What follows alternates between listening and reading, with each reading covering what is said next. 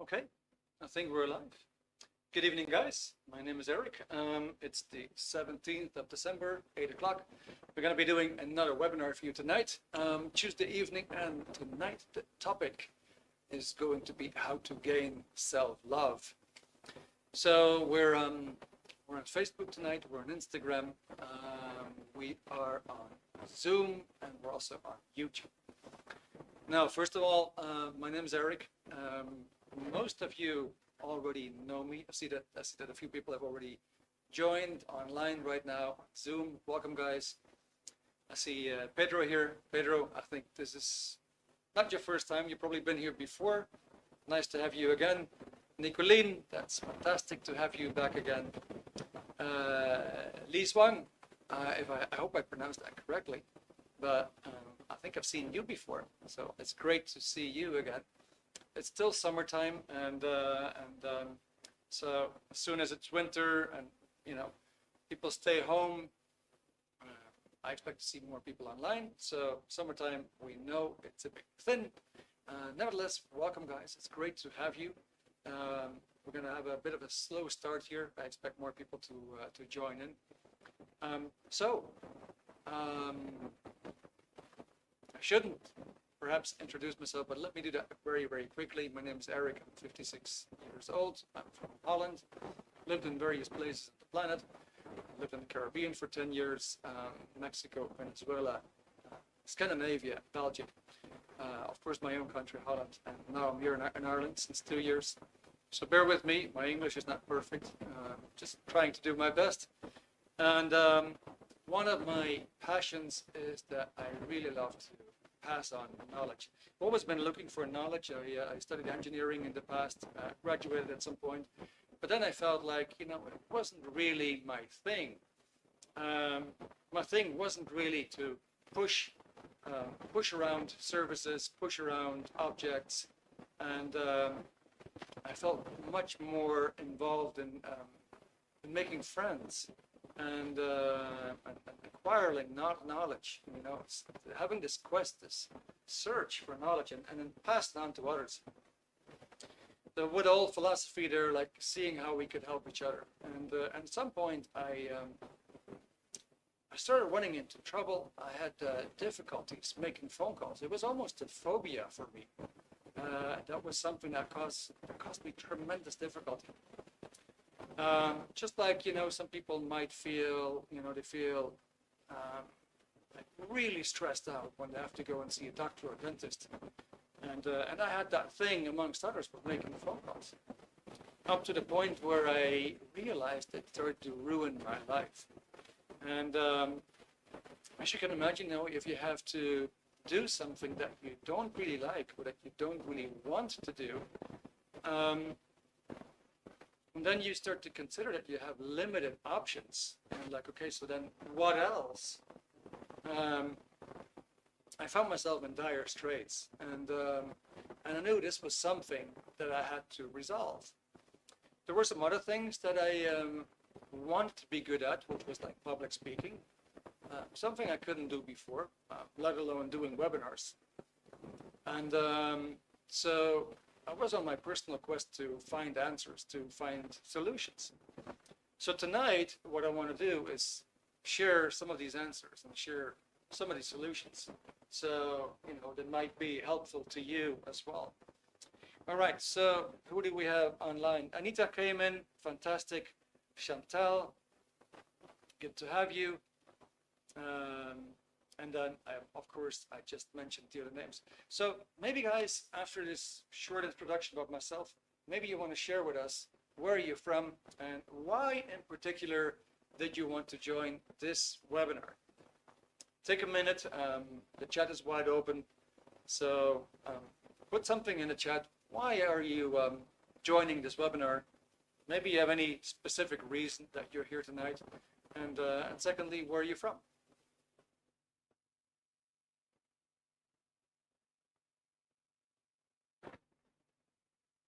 Devin, I think, Devin, is this your first time tonight? I think you recently joined the meetup group, am I right? So welcome, it's great to have you.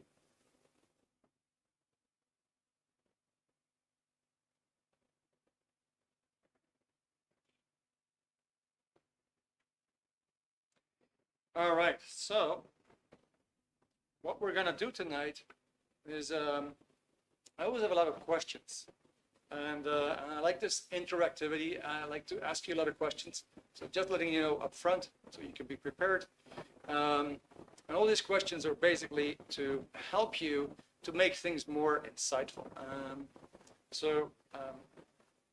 We're shortly going to do a few exercises. Now, one of the first questions that I have for you is that who actually knows how the mind works? If you're still typing while you're here and where you're from, that's all great. Let me cover that. I'm going to look at your answers, acknowledging. And then right away, my second question is, who actually knows how the mind works? What do you think? That is my next question to you. Okay, so Nicolene, hello everybody. That is great. I want to join every week on a new topic. Lovely, Nicolene. I like that. It's fantastic. Anita's here. You've been here already several times. Great to see you back. I'm from the UK, just eating my dinner here again because I still, I guess, love to learn how to love myself. Okay, good. Nicolene says Scientology knows. All right, great. Good. So, quick thing. If you would go to a garage with your car and you would ask any mechanic, do you know how an engine works? You probably get a pretty spot-on answer in, I don't know, maybe 5 or 10 minutes. So here's the question again. Who actually knows how the mind works? What do you guys think?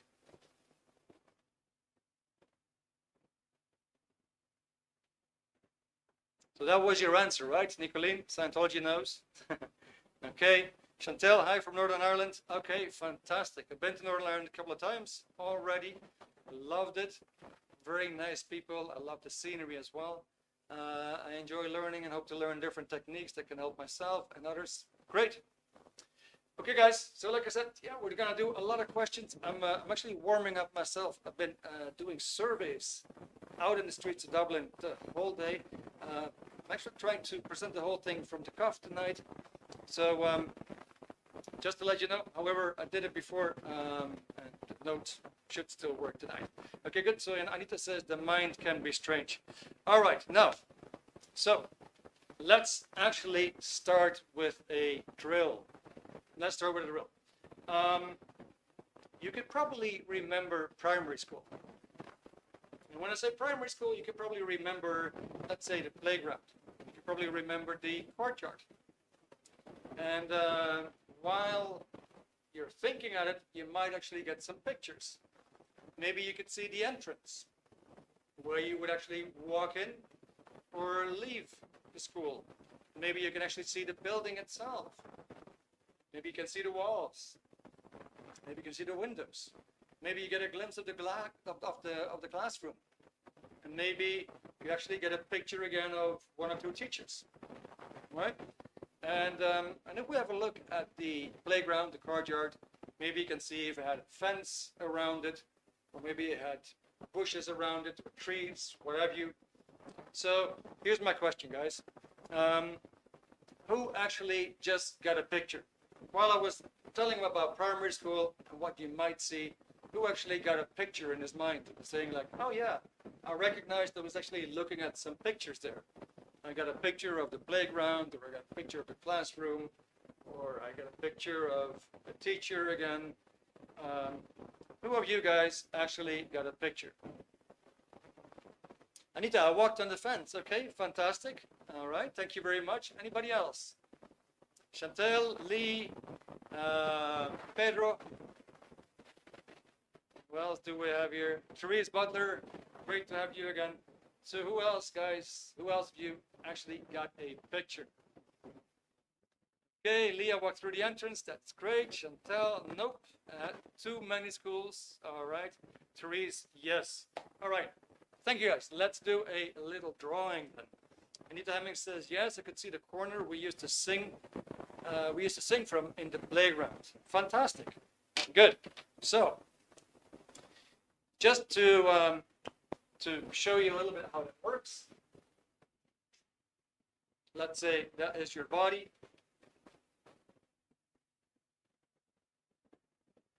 And your mind actually makes pictures.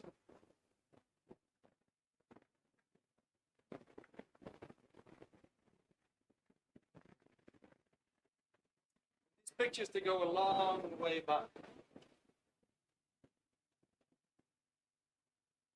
Now let's do another drill.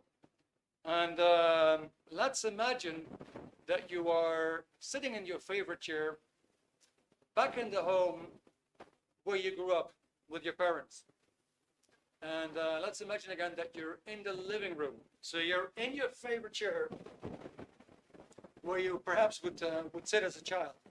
And you're in the living room in the house of your parents. See if you can imagine it. Now, if you can remember, if you can imagine that again, to again be in that same room, in that same chair. Now, what I would like you to do is locate the table or any table in that room. So from where you're sitting, I gotta drink something, guys, very soon. Where you're sitting, point toward the table that is nearest to you. So if I would think back, for example, of my childhood, I knew I would sit here and would have a table right in front of me. And if you can visualize that, maybe you can also see the more or less estimate the dimensions of the table, the shape of it, size, its height. And if you have that, let's find another object. And from where you're sitting, just point toward any window. Just find any window in the room and point toward it. So if I would go back, I would actually have a massive window right in front of me. And I would have another window on my right hand side. A bit behind me, smaller. And maybe if you look at it, you might actually be able to distinguish some other objects there, like plants, maybe a curtain, blinds, the kind of fabric of the curtains, its color. And now let's find a door in the room. I would have a door over there, and I would actually have a door behind me. Good. Now, just out of curiosity, maybe you want to put something in chat. So who of you was actually able to point towards the objects that you could then see again in the room? Just click a yes or a no if you want to. Okay, Pedro, breakfast time under the trees. That was still the primary school. Good. Don't see the table all the time. I did see the table. Very good. Lee, okay, you can actually picture that. Okay, Anita Hemmings, yes. Anybody else, guys?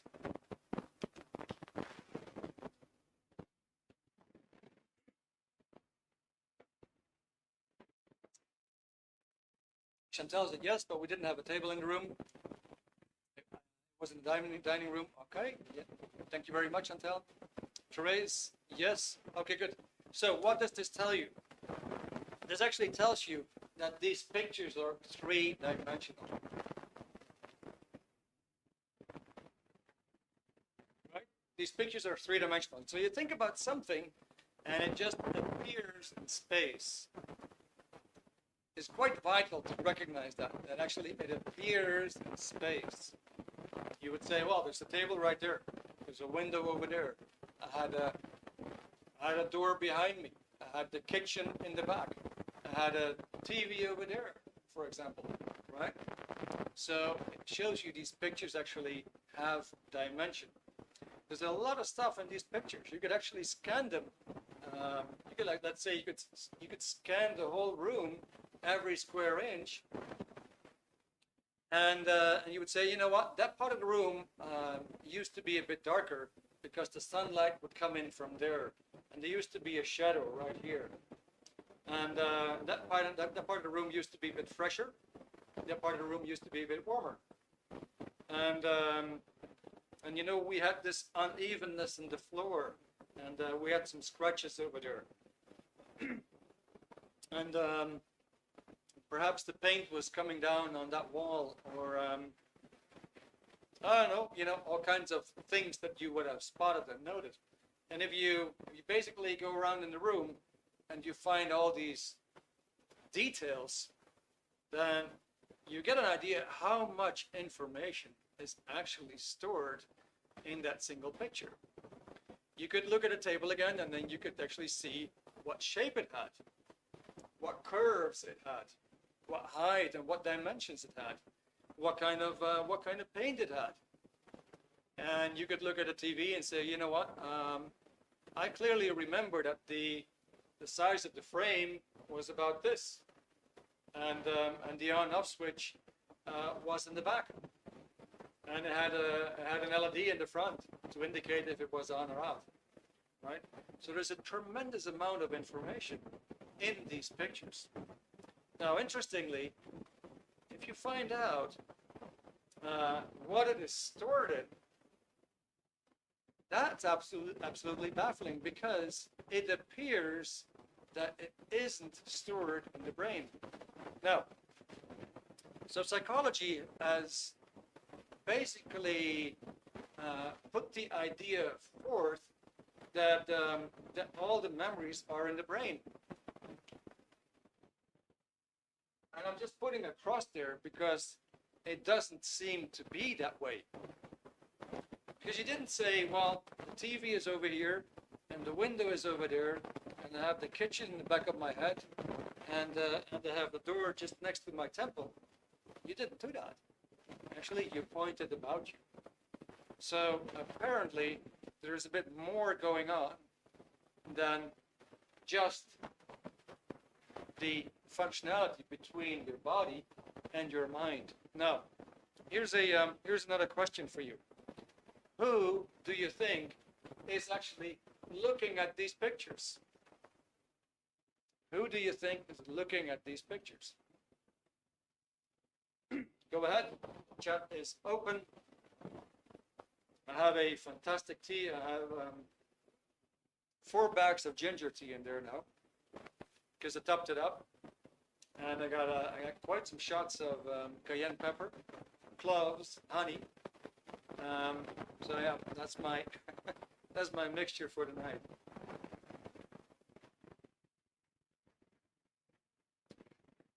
Okay, so Lee, you say, all right, it's my brain that is looking at these pictures. Thank you very much. Anita says, I am.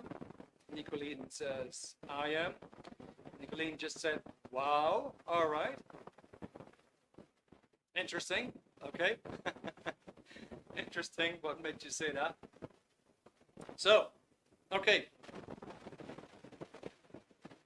So you would say, I am, right? I am actually looking at these pictures. Okay, so well, let's say, well, we call it you. So now we got 3 parts, yeah? We got the body, we got the mind, and we have you. So you could say that man is divisible in 3 parts. You, your mind, and your body. All right, now, do you think that you are just your body? Or do you think that you are something more than just your body? So are you something more than just your body?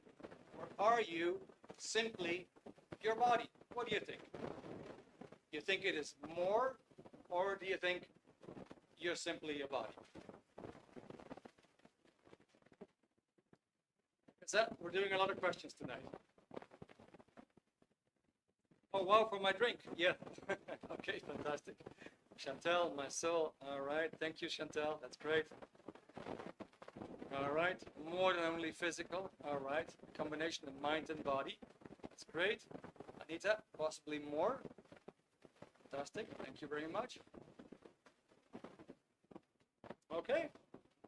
So, an interesting thing, you seem to know intrinsically who or what you are. Now, we do identify ourselves a lot with our bodies. However, when it comes to using grammar, you would say, I have 2 hands. You would not say, I am 2 hands. You seem to know that a hand or hands is not something that you are, but is something that you have.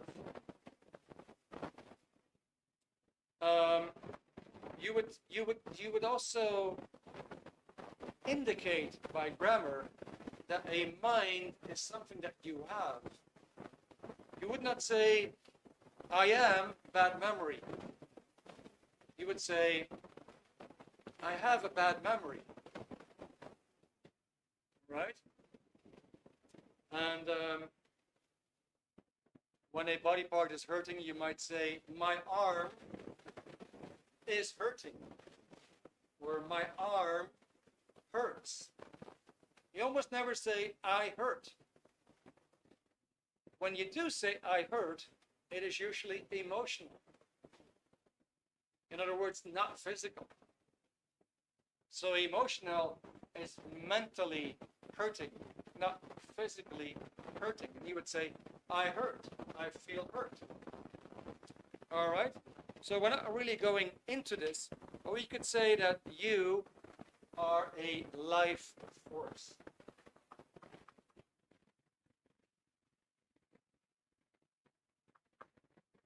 Now, there might be tremendous quantities of that life force available. And here's the next question. Have you ever had the idea that you could be more, that you could do more, that you could achieve more, but that something was holding you back? Have you ever had that idea? Okay, Nicolene said yes. That was a fast response, Nicolene. All right, thank you. Anita says definitely. Okay, Lisa, yes. All right, great, thank you. So maybe you've heard the name Albert Einstein. You know, this nuclear physicist. And he didn't do much in the field of the mind, but he made a very, very interesting quote. He said, we're potentially only using 10% of our potentials. We might be using just 10% of our potential. So if that were true, then where did the other 90% go, right? And how would it be if you could actually use that 90%? How would that be? Let's imagine that you're only using 10%, or perhaps even less. And let's say that 90% might actually become available to you. So you are a life force. You have thoughts, you put your thoughts on your body, you put your body in motion, you make it do all kinds of things. So you're a life force, and you're using a certain potential. You're not using it to the fullest. Now, I want to go to the stress part of the mind. And I'm going to go to the next question. Have you ever got to a job interview? Or did you ever have to do a speech in front of a group of people? And you felt nervous, or you experienced discomfort? Has it ever occurred to you? Yeah, you went to a job interview, you had to do a talk in front of a group of people, or perhaps even an exam. Oh, there's plenty of examples. And it made you feel nervous and uncomfortable. Has such a thing occurred to you?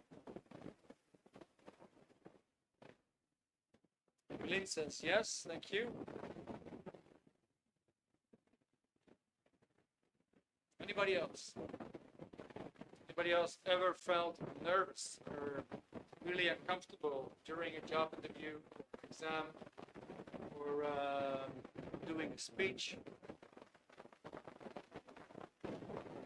Yeah? Colleen said, okay, yes, although I knew all the people. Okay. Therese, yeah, very much so. Lee, usually, Chantal, yeah. Okay, oh yes, embarrassing. Anita. Okay, now, these are great answers, guys. Okay, and Again, the next question. Did you actually want to feel that way? So did you feel like that by your own choice? Did you want to feel stressed? Did you want to feel uncomfortable? Did you want to feel nervous?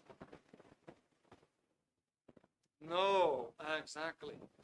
All right. So there's something strange going on here, right? There's something strange going on here. We seem to have these feelings that we don't want. That's what I'm getting at. We seem to have these feelings that we don't want. Sometimes we get utterly stressed and we don't want it. And then we can't shake it. So how is that possible? Where, and more interestingly, where is it coming from? So you might actually be interested to find out, right? Where does that come from? Good. Now, what was discovered is that you seem to have two parts of minds, or two distinct types of minds. One is fully rational, one is fully analytical, and it always seems to give you the correct answer. Now, let's say, how does that work? Let's imagine you get home, you put your keys on the kitchen table, you go to the living room, you go to your bedroom, you take a shower, you go left and right and center in your house, and then at some point you're looking at your watch, and, oh gosh, actually I still need to do some groceries, still need to buy some stuff. And you put your hands in your pockets and, where's my keys? Are you going to roam around the house now, go into all the rooms, inspect every corner of every room in order to find out where your keys are? No, you're not going to do that. You're going to use that part of your mind that stores all these pictures. You're actually going to think, oh, let me see, what did I do when I got back home? And you're just going to grab that picture. Ah, that's true, that's right. I came home and I put the key on the kitchen table. Right? So that is how your analytical mind works.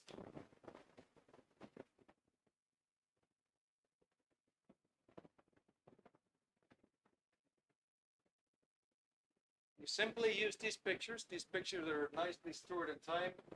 They got all the information and their conclusions and what have you. And the information is just there for grabs. Now, what was discovered is that you seem to have another part of a mind, and that has been it seems to have been hidden all the time. It wasn't discovered before that it actually existed, and rendered its influence on the individual. So let me just wipe out this life force thingy here.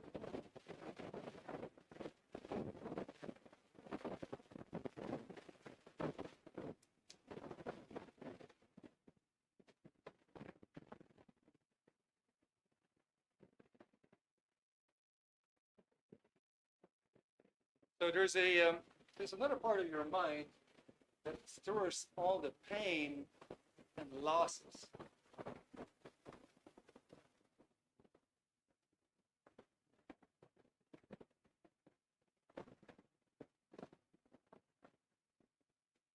So now, have you ever, just give you an idea, have you ever had, for example, the situation as a child that you burned your finger on a stove, cooker, or that you had a hand, no, that you had, for example, your fingers very close to the door, and you had a door shut on your fingers? Have you ever been in that situation, like having a door shut on your fingers, or have your hand burned at a hot object? Have you ever experienced that? Oh la la, stepped on a nail. That's quite ugly. Okay. Lee, yes? Okay, conditional learning, yeah, that might be a psychology term, but I wasn't gonna get there.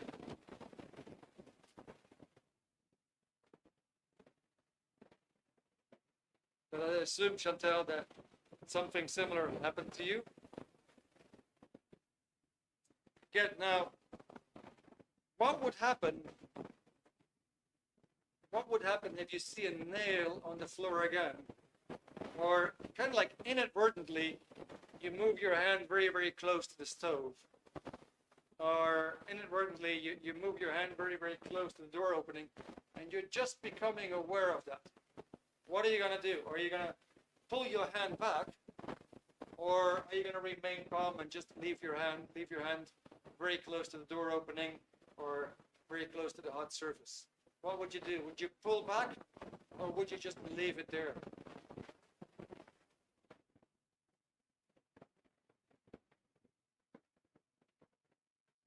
Okay, my hotel name came up, climbing the castle. All right, that must have been an adventure. Okay, Anita would avoid it.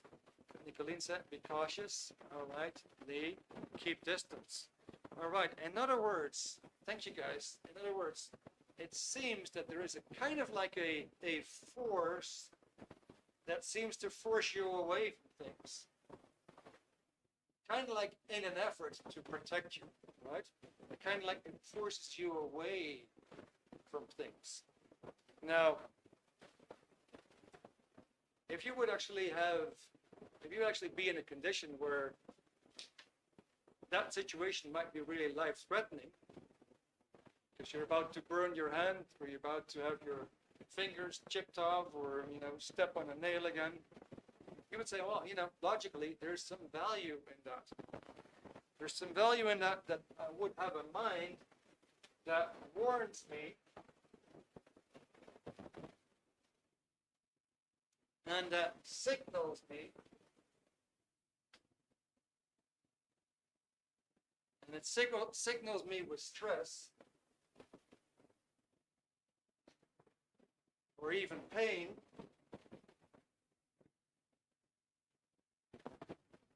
to let me know that I shouldn't go there again. Seems to be very survival to have that kind of a mind. All right, now, let's imagine this. Let's imagine you have a moment there, somewhere in your past, where you were being attacked by a dog.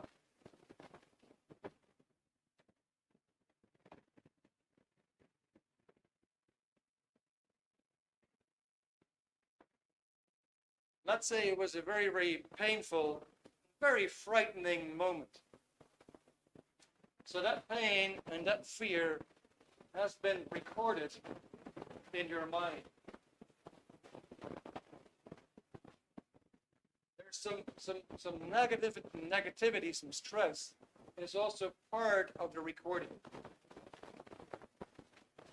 Okay, now let's imagine that on a certain day, you're just taking a walk, and you happen to see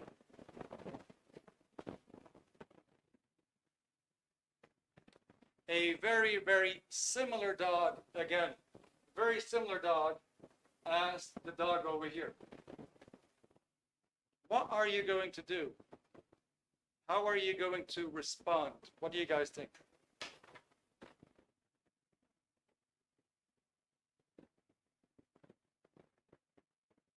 So you have a bad memory in the past, bitten by a dog. Maybe you had to go to the hospital, get a tetanus shot. Maybe you had to have stitches. Maybe you had to have surgery. Maybe you lost blood.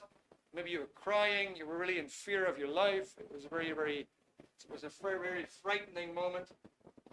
Now, many years later, you happen to see a very, very similar dog. How are you going to respond?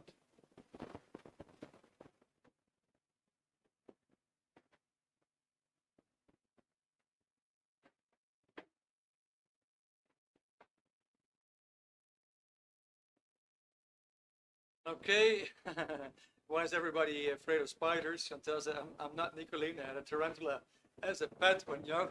That's You're like Braveheart. Wow, that's amazing, Chantal. Okay. Nicolene says, okay, now negative reaction like before. Okay, that's fantastic. All right, anybody else? What do you guys think is going to happen when you see that kind of situation again?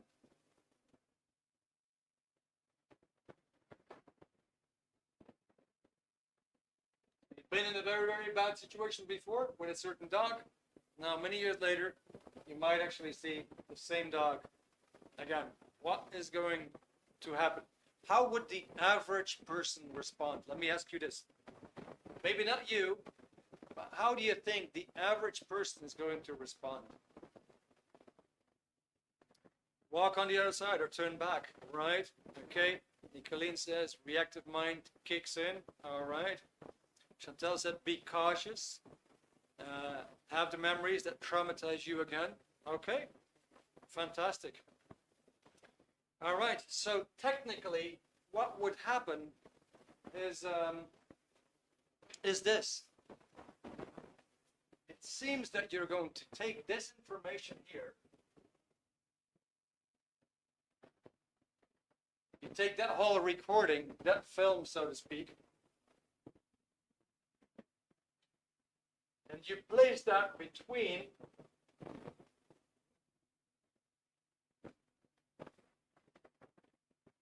between yourself and the dog. Let me do a little bit of a better sketch here.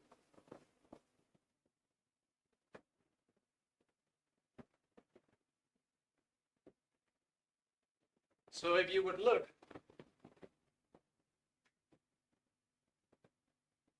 you wouldn't actually look directly at that dog. You would take that incident, throw it in between, and you would add the old and stressful information to the equation. And now you would look at that dog, and you would kind of like know from the past that the dog somehow relates to a past incident that was very painful, and for that reason right now you are under stress again. Does that seem to be a sound explanation to you guys?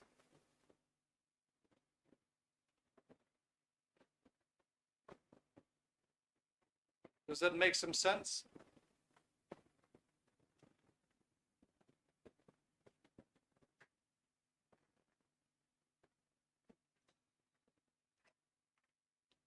Hope it's getting across the whole idea.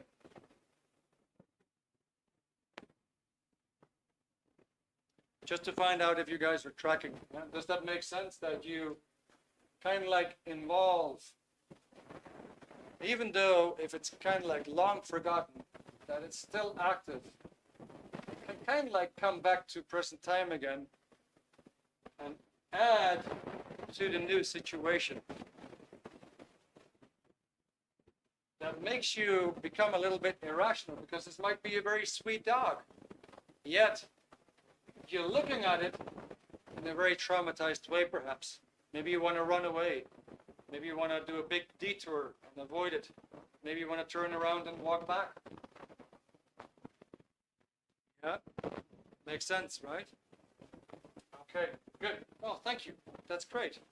Now, if we take this example back again to, for example, the exam or the job interview, or the, let's say, the talk in front of a group of people. Now, actually, what happens is that the same stress occurs again. Now you would say, hey, hang on, but this is not what I want. I'm okay if my mind tries to warn me for a certain dog, because not all dogs are friendly. Certain dogs might be really dangerous. And it's okay if my mind warns me for a nail that's on the floor, because I don't want to step into it again. Or if my mind warns me for a hot service because I don't want to burn my hands again. Or that I should stay away from an open door opening, right? These things seem to be sensical when you get a warning. But now what if you're so stressed that you can't do an exam, or that you can't do a job interview, or that you can't do the thing that you actually want to do because it involves stress? Now actually what you get is a failure, because there's something there that puts so much stress on you that you can't seem to move forward. Now, have you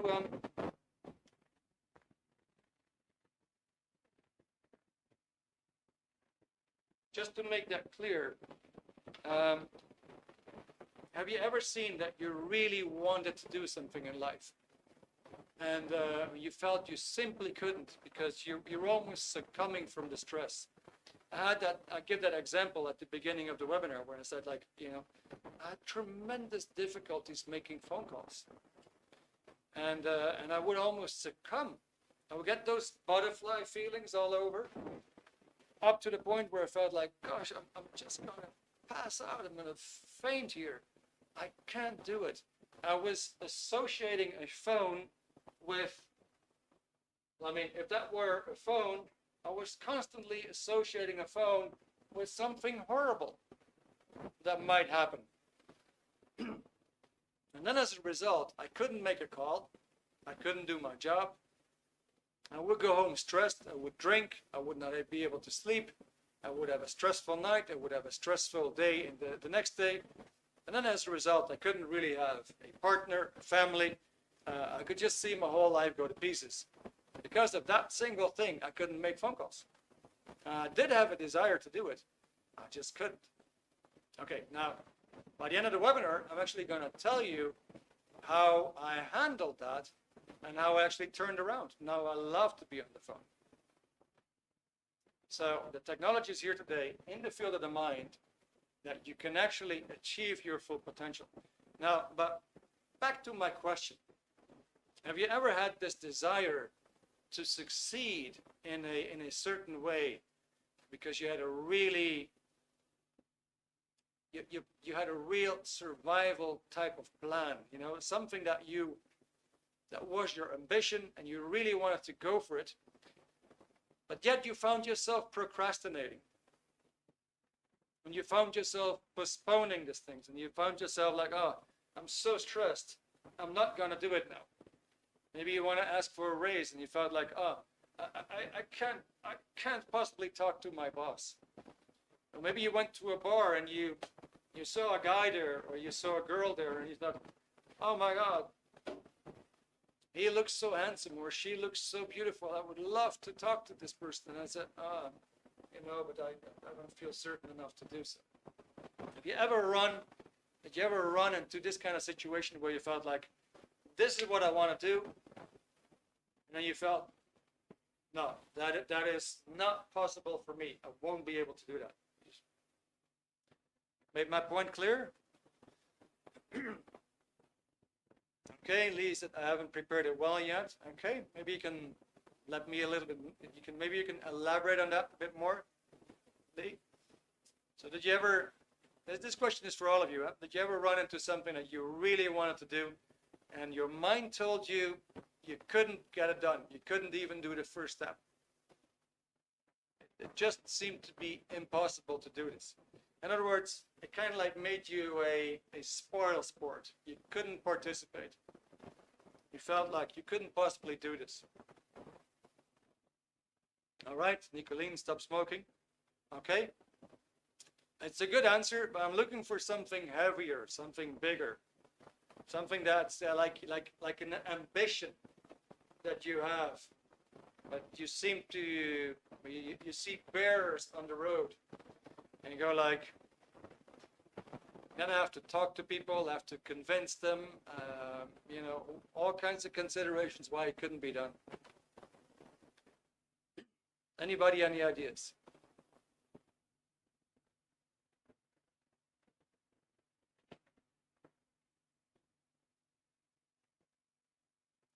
Okay, in the past, yes, all right, but I'm more confident now. However, I do procrastinate with certain tasks.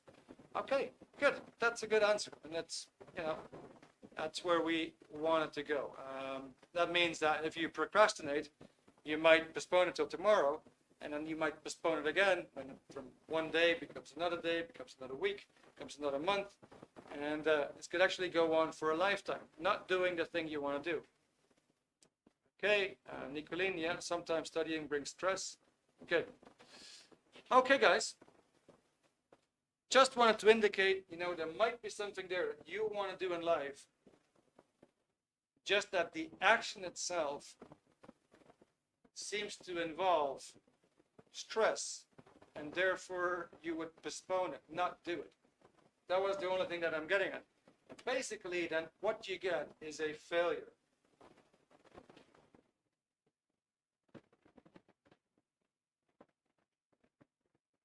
So these failures can actually stack up. That is one of the reasons why we would not love ourselves, why we would not be happy with ourselves. Because happiness has everything to do with achieving goals. Setting goals, knowing goals, knowing what you want to do in life, knowing what you want to achieve, taking the hurdles, taking the obstacles, move into the direction of goals. But then, if you get the feeling that the hurdles can become too much, you can't really conquer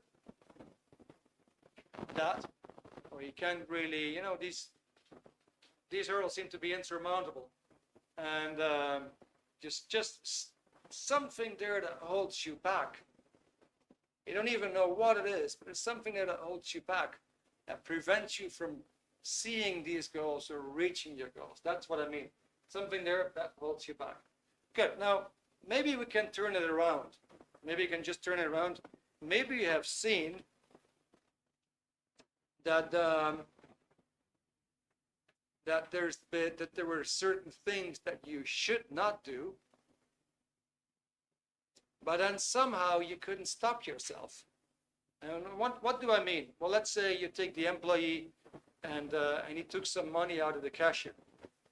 And he knew very well he wasn't supposed to do that. But then he did it anyway. Like me, when I was a kid, I used to take money from my parents. I knew, of course, that that was something I shouldn't do. But then I couldn't stop myself. I somehow had to do it. And then, as a result, later on, I would sit on a secret. And I would regret. And even years later, I still had that regret. Felt, okay, there was something there that I couldn't talk about, I couldn't discuss with my mom. Because it was her savings.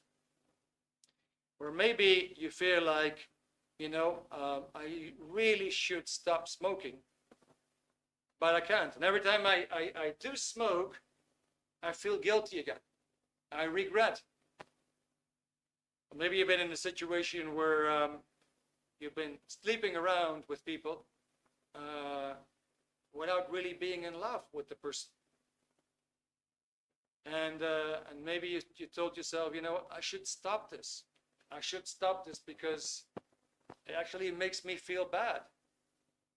Or I should stop drinking alcohol because it makes me feel bad. In other words, are you familiar with the idea of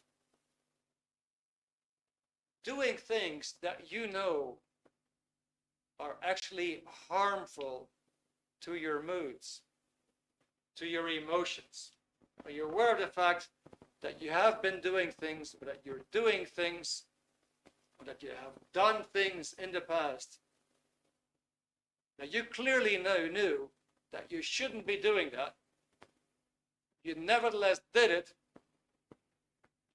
and then you regretted it later on. You ever experienced something like this?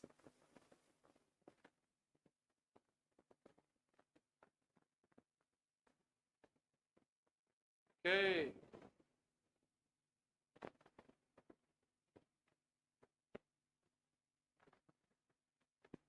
Right, let's see what we got. Nicolene says barriers.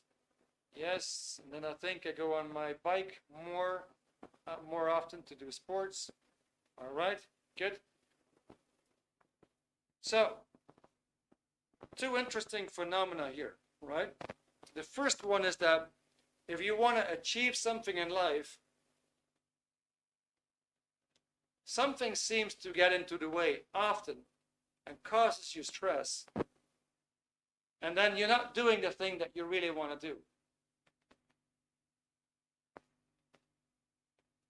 And then the other flow, just completely turning it around, is that you know that there's certain things which go against your own integrity, against your own morals,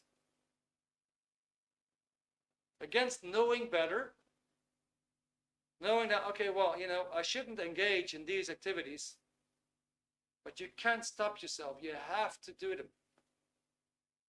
You see, you got like two flows. Like, you want to go into the direction of a better life,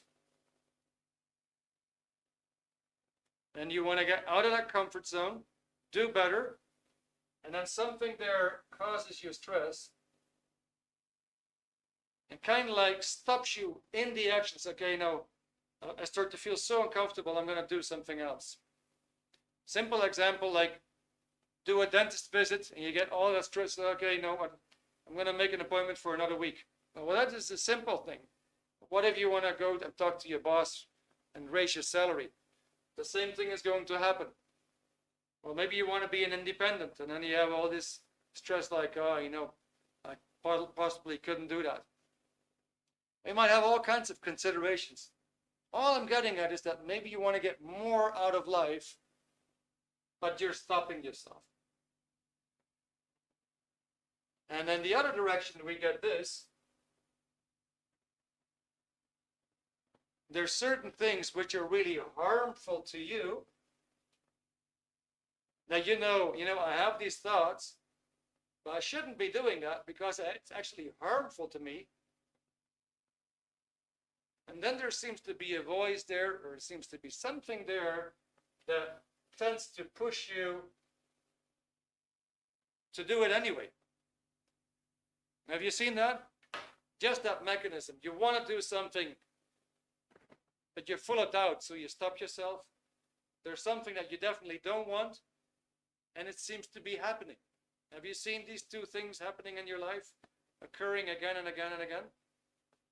That's what I'm getting.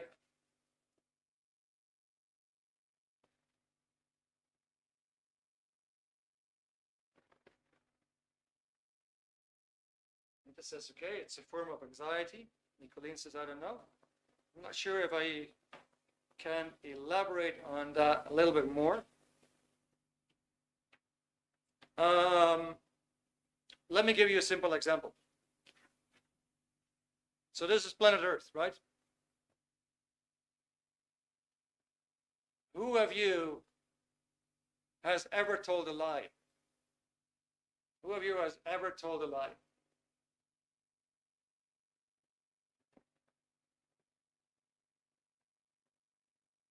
I guess we can all say yes, right? Yeah. I guess we can all say yes to the idea that, yeah, we've all told a lie. Now, do you want to tell a lie?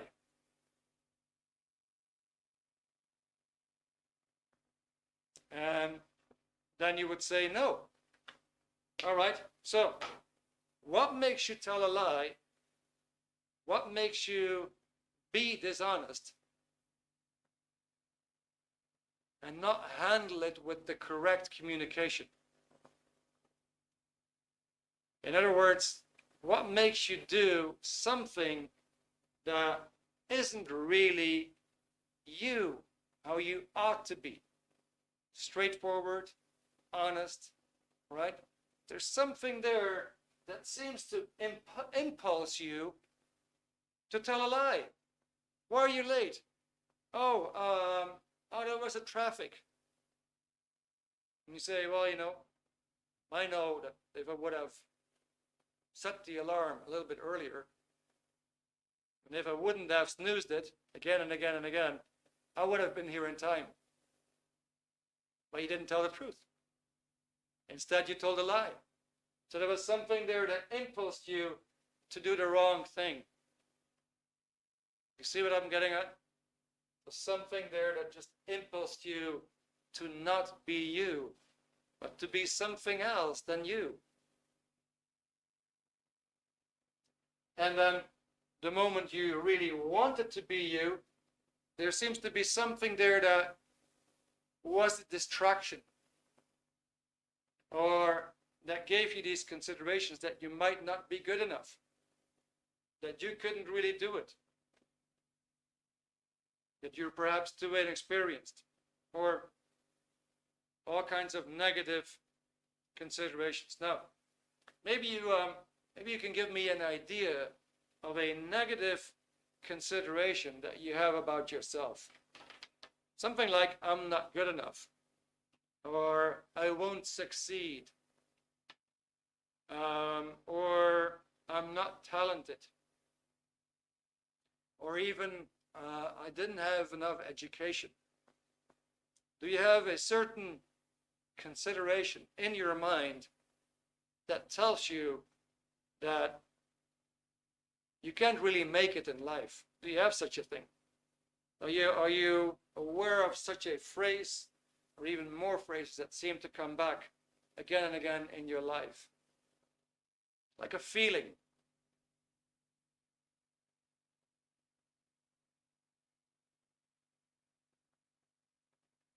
Okay, Kyle, all right.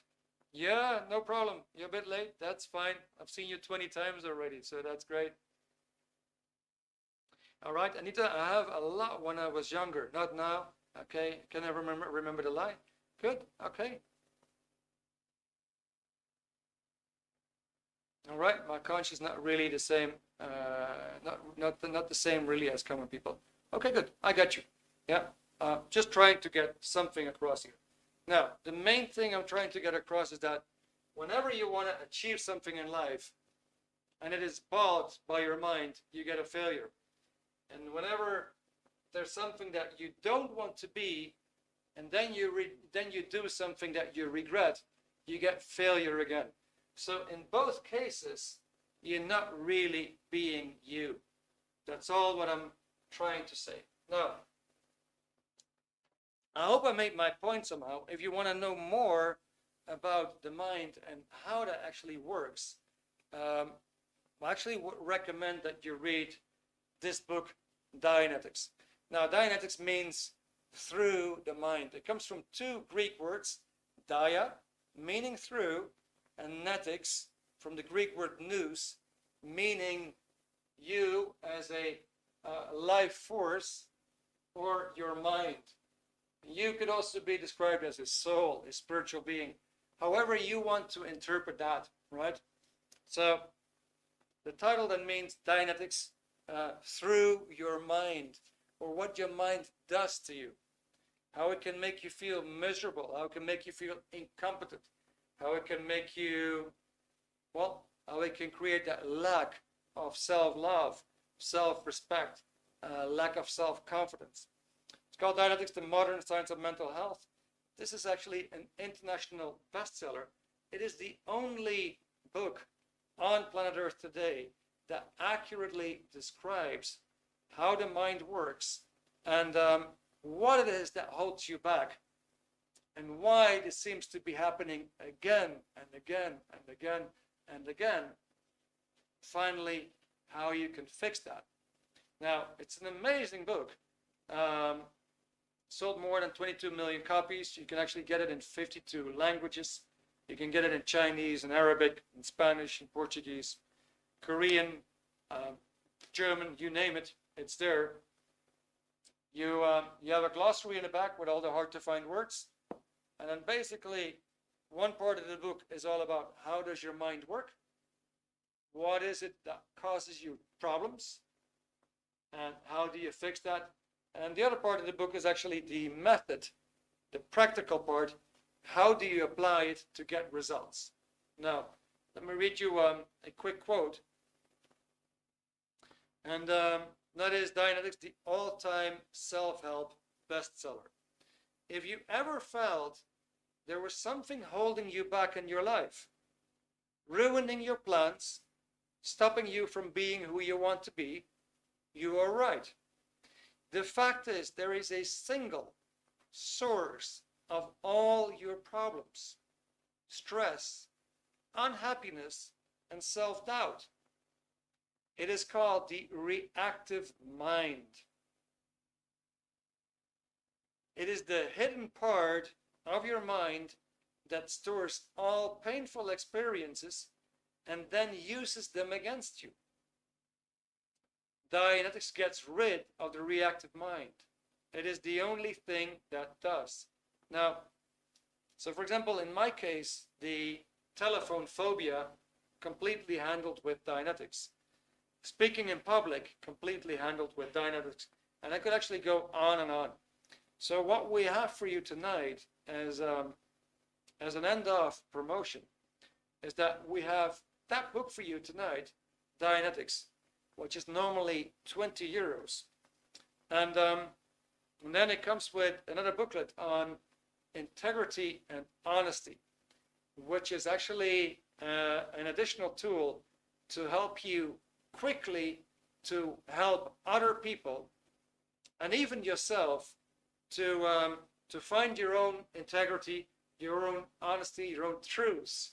Again, to basically clean up the stuff that you don't feel comfortable about with yourself, or that another person, maybe you have a kid, a partner, or anybody else, that he or she doesn't feel comfortable about. So we're going to do these two items together for 20 euros, including free shipping all over Europe. And I wanted to put that link in the chat right now. You can actually have a look at it. I'm going to just enjoy my tea for a second. And that will be my recommendation if you want to work on self-confidence. If you're looking for a self-help tool,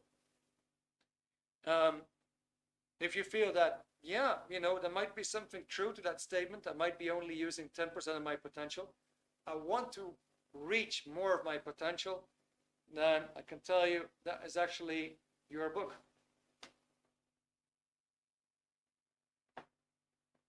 Nicolene says, I have the book in Dutch. That is amazing, Nicolene. Okay, and Lee, you said, okay, I have a negative mind, but I try to believe myself. That's great. That's great, Lee. Yeah, so the main thing is that if we want to fix a car, first we need to learn something about a car. So knowledge is always step number one. If we want to know something about ourselves, we want to know something about our minds, if we want to know why we feel so negative, we should get some knowledge and find out, why is this happening to me?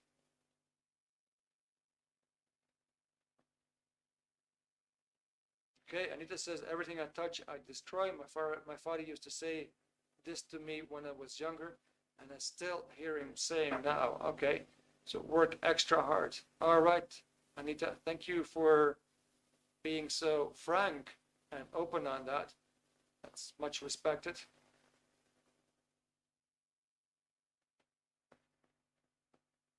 I need to say, okay, I need to start reading that book.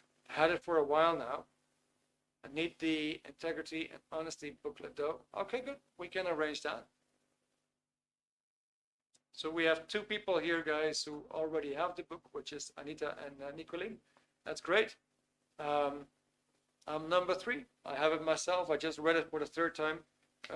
Every time that I read it, I'm blown away. It's actually packed with data. It is not psychology. It is not psychiatry.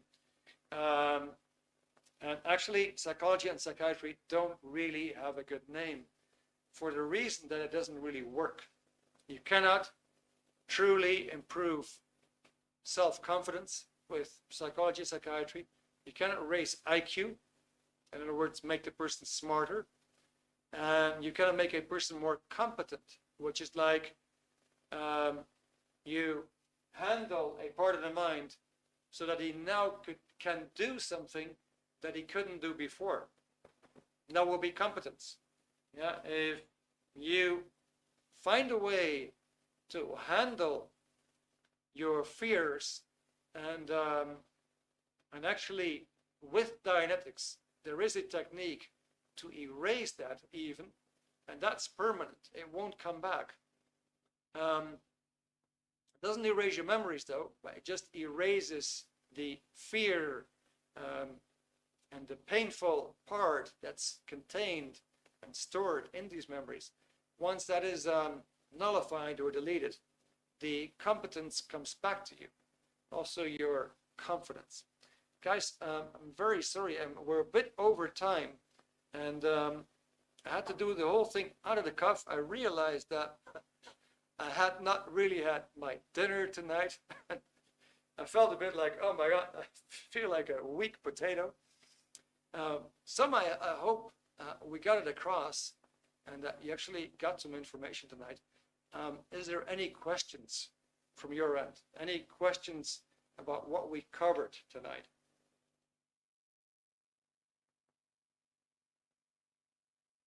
Anita, okay, if I can get rid of my phobia, I would be living a happier life. Well, Anita, I'm actually positive. It is just, this is done on a daily basis. Dianetics, right now, you have more than 11,000 organizations around the planet. It is already providing much more help than psychology and psychiatry combined. It is not any pseudoscience. It is a real science on the mind, and it really works. And it is something for the common man.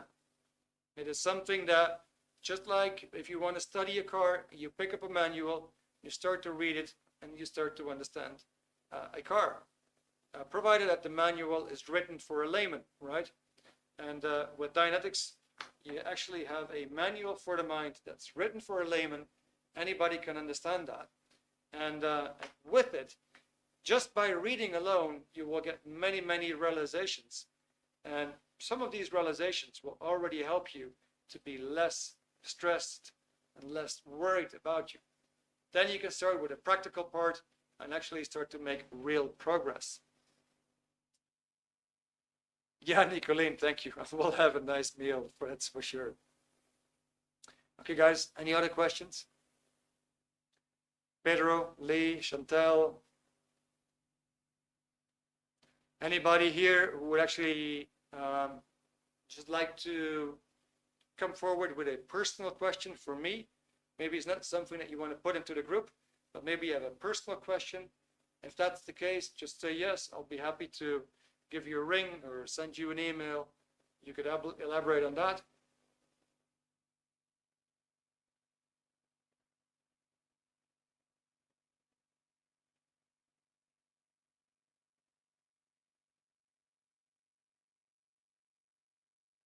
Anita says, okay, can I get to see the board fully, please? Yes, you can. Let me go to the other side.